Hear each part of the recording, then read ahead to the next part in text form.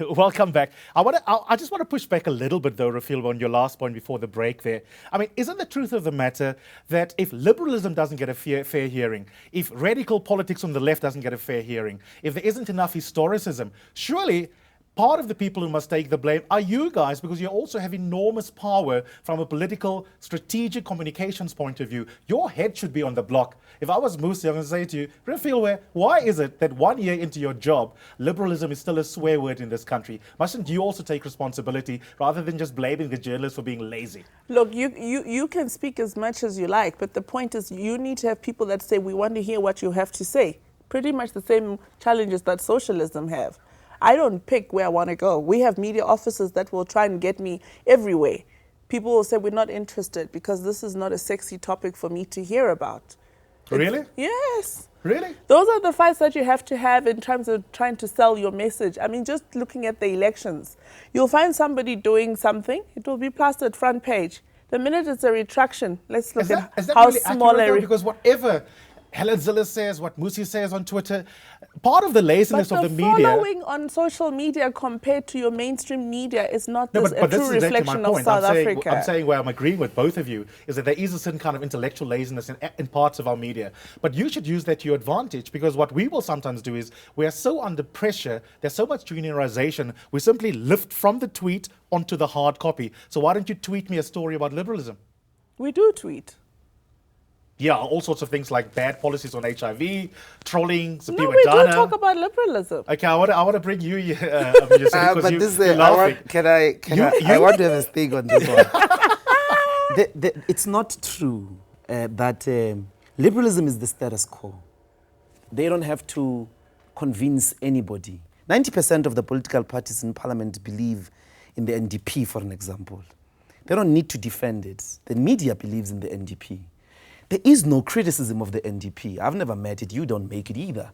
That there's actually a failure in the past 22 years of liberal macroeconomic policies and the entire liberal discourse. Look at the constitution and the criticisms that went into the celebrations. It was not the fundamental critique of some of the ideological cores that drove the interpretations that have prevailed in the past 22 years. But of course, there is an open debate around what is the right diagnosis for the state that we're in, right? But it's within liberalism. It's very much, unless the terms of liberalism. Look, I don't want to have a political liberalism has different liberalism is the definitions status depending on quo. where you are. Liberalism is the status quo. You don't have to speak for it. It is the biggest editors here in ENCA, they profess in to the be liberal, newspapers, but you don't know whether they really are liberal. Everybody in this country professes to a liberal discourse. They don't disrupt it. At any rate, I want to move on. Let's put liberalism aside. I mean, I'd love to put it on trial, but this is not the platform. We are talking at a general level about the relationship between the media and you guys, right? You are a media darling, and I think you know it by now. No. Yes, you are. I'm not. The media loves you, and the media approaches what you say often very uncritically. I'm not saying that's a bad thing, but what I am saying is that... When you say me, you mean the EFF? And you went up, Mbuyiseni. You as well. You're confusing matters. Hear me out first where I'm going with the question. I can see he's blushing. It's good for the ratings. But this is where I'm going, right? If you have radical politics in a country where liberalism is the bread and butter of the media, but you have a lovely relationship with the media, a cozy one, surely it's also up to you to ask the same question, Refiloe, where you have to take responsibility for strategic comps of your messaging. Eusebius, you need to make your case. You've just made claims. I need evidence. Just because people like my smile doesn't mean when I say land must be expropriated, they will write it about it positively. When I say mines must be nationalized, when I say that Zuma must fall, when I say that he mustn't anymore address parliament because he's not a legitimate president, it doesn't mean they will write positively about me. Those are two different things. As I said, I anticipated this particular attitude. In the beginning when we talked, I said to you it's about the message.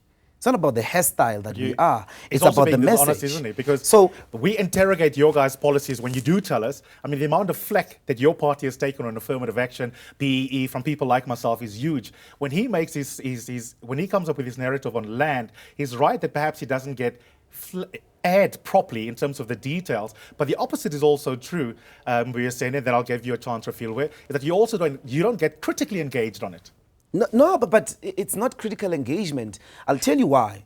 Because it's a strong case. It's a strong argument. So it's dismissive attitudes. I'll give you an example. People still insist that the EFF policy is a policy of land grab. That's how they write it.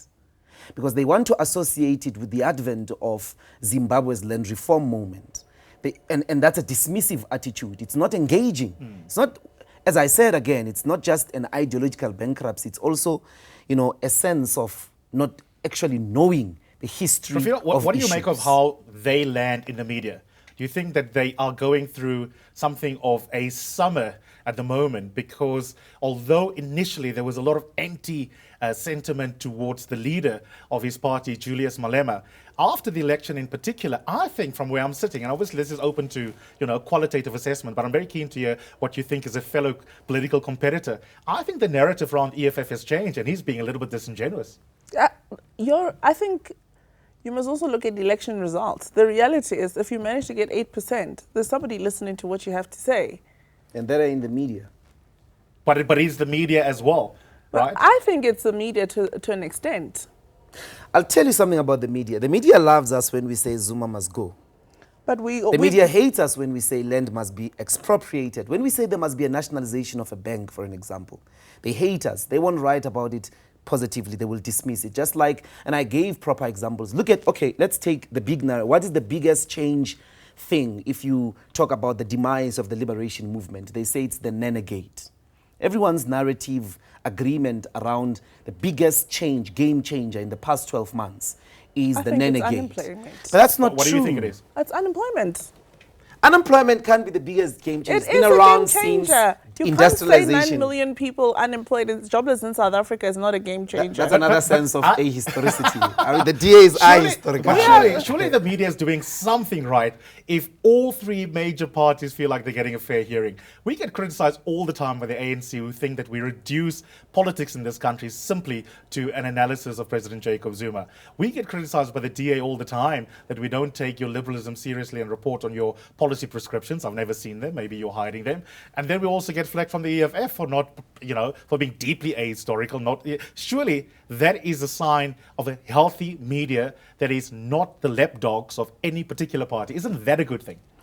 Look, I think for me, I would still say we need to leave media to be independent, to report as they see free. My worry in South Africa is from time to time, it almost feels like media has to side with the ANC to an extent for fear of victimization.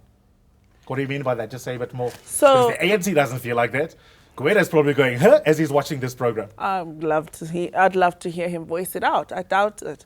For me, when I look at the media, there's so much bias in terms of the reporting of various political parties. Even if you look at the ratio of airtime for each political party, look at even political holidays.